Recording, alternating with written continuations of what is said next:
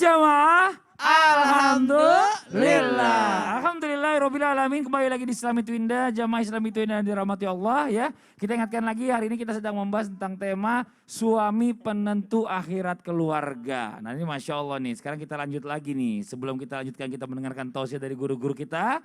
Saya ajak jamaah yang ada di rumah untuk melihat kembali sebuah tayangan yang berikut ini tentang viral suami malah pilih cerai daripada beri nafkah untuk kedua anaknya. Nauzubillah min dzalik. Ini dia nih. Viral video perempuan sebut mantan suami pilih bercerai daripada memberi nafkah sebesar 1 juta. Kisah itu diunggah oleh akun TikTok @khoiroummah pada Jumat 18 September 2020. Video curahan hati yang menjadi viral tersebut telah ditonton sebanyak 2 juta kali. Saat dihubungi, perempuan bernama Ummah 27 tahun itu menyampaikan cerita di balik unggahannya. Ibu rumah tangga asal Bogor, Jawa Barat ini mengaku menikah dengan mantan suami pada 2014 silam. Keduanya bercerai pada 2017 setelah Ummah memberikan pilihan mundur atau memberikan nafkah 1 juta itu.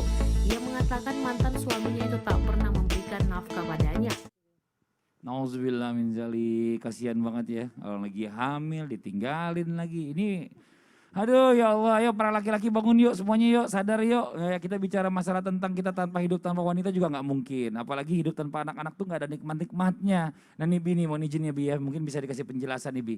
Bicara masalah tentang kewajiban suami ya, selain mengajarkan keluarganya tentang ilmu agama, suami itu juga harus bertanggung jawab untuk menafkahi keluarganya. Saya sekali lagi garis bawahi, menafkahi keluarganya. Nah tapi ternyata nggak semua suami ini nih yang bisa menanggung kewajiban semua ini nih Bi. Nah ini sekarang mungkin bagaimana nih jika kepala rumah tangga tidak pernah sanggup mengajarkan ilmu agama, bahkan sampai nggak pernah ngasih nafkah.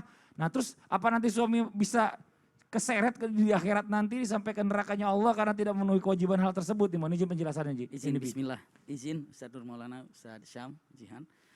Subhanallah, ketika suami tidak memberikan nafkah, lahir batin pastinya kalau seperti ini ya kepada istrinya khususnya, apalagi setelah diberikan pilihan seperti ini lalu memilih meninggalkannya, la haula wala quwata illa billah. Kata-kata yang sangat-sangat mengerikan, usikum wa iyaya nafsi bitaqwallah, memberikan nafkah kepada istri itu hukumnya wajib iya, semampunya. Liyunfiqu dzu sa'atin min sa'atihi. Artinya apa?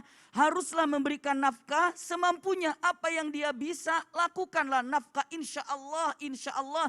Dengan usaha kita, dengan akhlak kita yang baik sebagai suami, wanita itu akan menerimanya.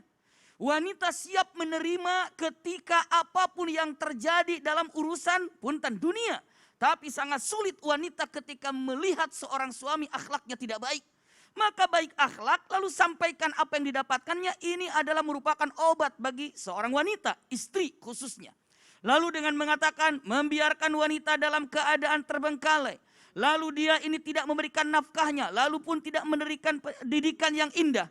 Usikum wa iyaya nafsi bitaqwallah, hadis yang sangat-sangat luar biasa. Ma min abdin yastar'ihillahu ra'iyah. Iya. Yamutu wa huwa ghashin ala ra'iyatihi illa harramahullahu alaihil jannah. Mengerikan sekali. Hadis ini kata-kata yang sangat mengerikan sekali. Tidak ada seorang hamba Allah. Maksudnya di sini digambarkan suami bisa. Yang Allah amanahi dalam kehidupannya. Bisa istri, bisa anak. Lalu laki-laki ini wafat dan matinya dalam meninggalkan amanah yang tidak digenggamnya. Amanah yang dicampakkannya. La haula wala quwata illa billah. Lihat kata-katanya. Illa harramahullahu alaihil jannah. Allah haramkan dirinya sorga. Astagfirullah.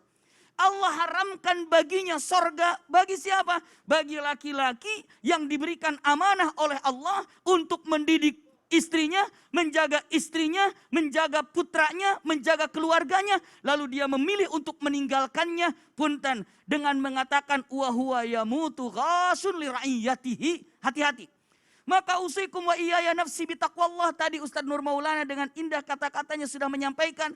Dia itu laki-laki itu qawwam. Qawwam itu bukan hanya sekedar qawwam, hanya dengan mengatakan mengatur, memerintah, tidak. Tapi ternyata kata-kata qawwam itu riayatuhu. melihat apa kekurangan istri, apa kelebihan istri. Ketika kekurangannya ada, lalu punten ketika melihat kekurangannya, apa yang harus dilakukan? Sempurnakan dengan adanya wujud kita sebagai suami. Tapi ketika melihat kelebihannya, maka angkat kelebihannya untuk menjadikan keakraban lebih indah lagi. Tapi kalau seandainya suami sudah tidak bisa menjadi riayah, ataupun mengayomi, ataupun yang mengatur, apa yang akan terjadi? Seperti inilah yang akan menyeret laki-laki ini punten menuju kemana? Ke murka Allah Subhanahu wa taala. Maka usikum wa iyaya nafsi bitaqwallah. Tidak ada yang paling indah. Ulangi lagi, kami sampaikan. Tidak ada ibadah yang paling indah bagi seorang laki-laki kepada istrinya kecuali hanya memberikan nafkah, dan nafkah itu paling indah. Jadi nafkah ini adalah kewajiban bagi suami, dan ini adalah ibadah tertinggi seorang suami kepada istrinya. Wallahu a'lam bishawab. Nah, ini kadang-kadang yang suka miss nih Abi, mohon maaf sebelum ini sedikit aja kita tambahkan nih ya. Iya. Ada suami istri bercerai, istrinya bawa anaknya. Nah, itu anaknya nggak dikasih uang lagi atau nggak dinafkahi lagi, itu gimana Bi? Tidak bisa, karena ini adalah merupakan anaknya, berarti suaminya walaupun dikatakan mantan, tetap itu adalah anak dan berikan biaya Tanggung untuk jawabnya anak. kalau nggak nanti di akhirat gitu ya Bi, Betul, intinya tetap Allah ya. ibarik. Nauzubillah min zalik. Nah, sekarang kita lanjut lagi nih, kita coba ngobrol-ngobrol dulu nih sama Jihan, mumpung ada di sini ya kan, kita coba nanya-nanya. Kalau menurut Jihan nih ya, mungkin tipikal suami yang mendekati sempurna itu siapa sih? Oh makasih Jihan, belum dijawab ya. Salah. Kayaknya enggak gitu deh pertanyaannya. Iya. Bukan gitu ya. Kalau menurut Jihan, suami yang sempurna gitu ya, hampir sempurna Ya, itu. hampir sempurna ya bentuknya untuk. Suami yang soleh itu yang taat sama Allah. Karena ketika Masya dia Allah. taat sama Allah, dia tahu how to treat istrinya atau Wih, keluarganya. Gitu. mantap. Jadi belum bisa nunjukin orangnya belum ya. Lagi cuma ngelirik doang. Nanti ada yang Oh gitu ya. Oh nggak apa-apa. Itu kan sekalian nyentil aja ya. Takut suaminya dipuji-puji besar kepala. Wah ya Allah ya Rabbi. Tapi gini, tapi kan kalau bicara masalah tentang suami istri yang namanya pernikahan itu pasti ada yang namanya bumbu-bumbunya dong. Nggak mungkin nggak ada sedikit cekcok, perdebatan atau Iya. bagaimana gitu. Nah kalau seandainya Jihan nih, kita ambil contoh kasus. Seandainya Jihan lagi pengen pakai baju ini, karena Jihan suka banget baju ini, ya kan? Iya. Terus ternyata Ustaz Sam nggak suka. Terus Ustaz Sam bilang gini, aduh kamu ganti dong bajunya, aku nggak suka kamu pakai baju yang agak lain aja. Kak Jihan gimana? Ganti bajunya apa tetap mempertahankan yang maunya Jihan karena menurut Jihan bagus? Harus nurut sih ya, karena sekarang kan suami itu penentu. Jihan sama Suami surga jangan nunduk akhirat. aja dong, suami nunduk aja lagi. Tapi pernah enggak? Pernah nggak? Pernah nggak? Aku ngelarang kamu pakai baju sesuatu gitu. Enggak sih, kamu bilangnya asalkan dia menutup aurat dengan baik gitu. Aku cuma bilang, kamu yang nanya malah, Iya. kamu suka enggak? Jadi dia yang nanya. Oh dia yang nanya. Jadi sebelum dia pakai nanya, kamu suka enggak aku pakai ini? Kamu Ustaz suka Maulana nggak nanya? Janganlah. Ngapain Ustaz Maulana? Mohon maaf, ini rumah tangga orang, aku nggak usah ikut campur. Iya. Enggak tadi Bapak lagi bengong aja ngeliatin, Ya, makanya saya saya- tanya. Saya mau mikirin, ini Iya. orang kan baru sebulan. Iya. Ya udah sekarang gini deh, Jihan nanya sama Iya, Ustaz mau Maulana nanya aja. Ustaz Maulana. Boleh. Oh yuk. iya. Kayak kan suami itu kepala rumah tangga ya Ustadz. Jadi Iya. harus bisa mengajarkan anaknya, mendidik Betul. istrinya gitu. Iya. Tapi gimana kalau misalkan suaminya itu nggak ngajarin anaknya gitu, tapi malah suka nyalain istrinya kalau misalkan anaknya salah, malah tuh kenapa kamu nggak ngajarin? Nah itu gimana? Nah tuh gimana tuh, giliran yang bagus-bagus aja. Anak siapa dulu? Anak papanya. Giliran yang gak bagus, ini mamanya gimana sih? Gak ngajarin apa nih anaknya? Ini pas Mana, Ji? banget, mungkin begitu dia di rumah. Enak aja enggak lah, enak aja. Sembarangan. Silakan Baik, Ustaz. bismillahirrahmanirrahim. Masya Allah, tabarakallah. Wahai wanita, Anda menikahi sosok manusia, bukan sosok malaikat. Manusia itu ada egonya, ada naik turunnya, ada moodnya, ada macam-macam. Dan dalam hal ini, ketika menghadapi suami yang egois, karena tema kita hari ini bagus banget. Suami penentu akhiratnya keluarga. Sekali lagi, tema kita bagus banget hari ini. Buat laki-laki yang lagi nonton, ajak keluarga. Pokoknya sebarkan ini karena ini penting. Bagaimana menyikapi suami yang egois? Yang pertama, tetap kuncinya adalah sabar. Sekali lagi, sabar. Apa? sabar. Sabar.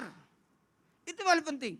Sabar itu bukan berarti berdiam, tapi ada reaksi bagaimana solusinya.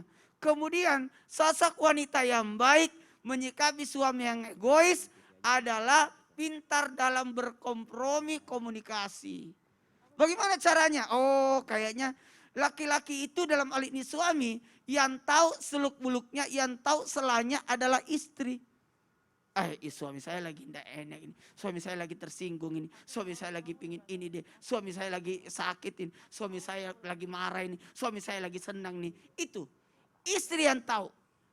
Kemudian jangan lupa, biarkan suami dulu kasih kesempatan. Apanya? Waktu untuk berubah. Mungkin bulan ini belum, mungkin bulan depan. Gitu. Jadi jangan langsung minta berusaha untuk berubah. Tapi pelan-pelan, ada bahasanya Michael Jackson. Apa tuh? Apa tuh? Gimana? Step by step. Oh, step by step. Michael Bukan, itu mah Jackson. zaman dulu ada lagunya. Step by step.